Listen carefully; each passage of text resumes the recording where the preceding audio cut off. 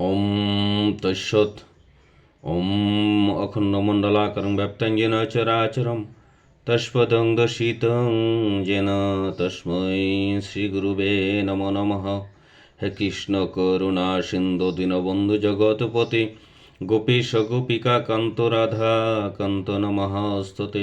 সরস্বতী মহাভাগ্যে বিদ্যে কমললোচনে বিশ্বরূপে বিশালাক্ষী বিদ্যেং দেহি নমস্তুতে। ওম নমো ভগবতে বাসুদেবায়। ওম নমো ভগবতে বাসুদেবায়। ওম নমো ভগবতে বাসুদেবায়।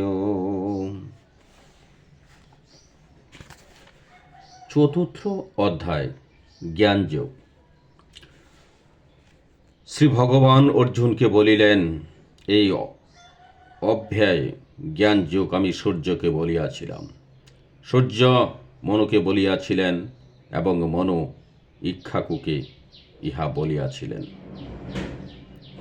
হে শত্রু বিজয়ী বীর, এই জ্ঞানযোগ বংশানুক্রমে রাজসিগণ জ্ঞাত হন, কিন্তু বহুদিন কাটিয়া যাওয়ার ফলে এই সংসারে ইহা লোপ পাইয়াছে।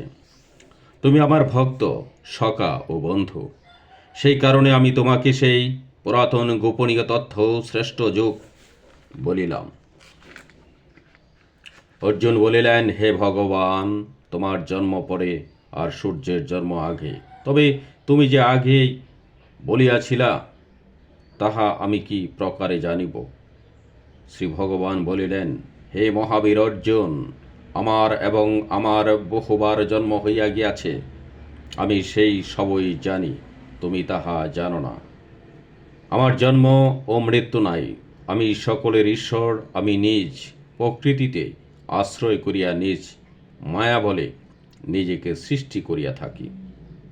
হে অর্জুন, যে যে সময়ে ধর্মের গ্লানি অর্থাৎ অধঃপতন হয়, সেই সময় আমি নিজেকে সৃষ্টি করি। সাধুদিগের পরিত্রাণ, পাপীগণের বিনাশ এবং ধর্মকে আবার প্রতিষ্ঠিত করিতে যুগে যুগে আমি অবতীর্ণ হই। হে অর্জুন, যিনি আমার এই দিব্য জন্ম ও কর্ম প্রকৃতভাবে জানেন, দেহ ত্যাগ করিলে তাহার আর জন্ম হয় না, তিনি আমাকেই প্রাপ্ত হন। সংসারে আসক্তি, ভয় ও ক্রোধ ত্যাগ করিয়া মন আমাতেই সপিয়া আমার শরণাগত হইয়া জ্ঞান ও তপস্যায় শুদ্ধ হইয়া অনেকে আমার পরমানন্দভাবে